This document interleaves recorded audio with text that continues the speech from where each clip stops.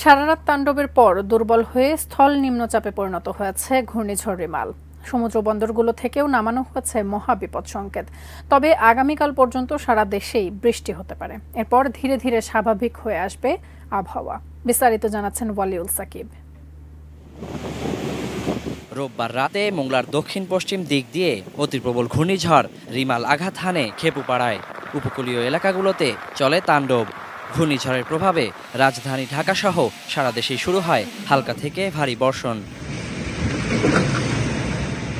সোমবার ভোর থেকে উত্তর পশ্চিম দিক হয়ে গতিপথ পরিবর্তন করে রিমাল এগোতে থাকে উত্তর পূর্ব দিকে।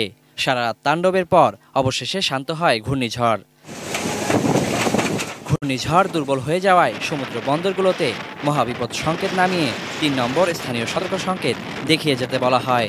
মঙ্গলবার পর্যন্ত সমুদ্রে থাকা মাছ ধরা নৌকা ও ট্রলারগুলোকে নিরাপদ আশ্রয়ে থাকার নির্দেশও দেওয়া হয়েছে। পায়রা ও মংলা সমুদ্র বন্দরকে ১০ নম্বর মহাবিপদ সংকেত নামিয়ে ৩ নম্বর স্থানীয় সতর্ক সংকেত দেখিয়ে যেতে বলা হয়েছে।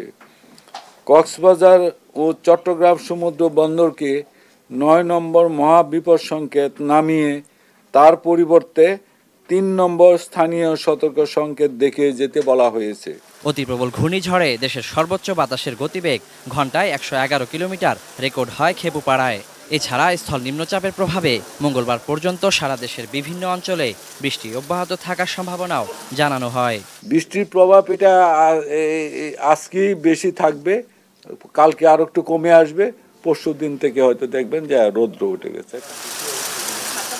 রিমালের গতিমুখ পরিবর্তন হয়েছে বারবার। শেষ পর্যন্ত ভয়াবহ শক্তিশালী এই ঘূর্ণিঝড় মূল আঘাত হেনেছে বাংলাদেশ ভারত সীমান্তে সুন্দরবন উপকূলে। তাই যতটা আতঙ্ক ছড়িয়েছিল তার তুলনায় রিমালের আঘাত অনুভব হয়েছে অনেকটাই কম। Waliul Sakib, ATN news, Dhaka.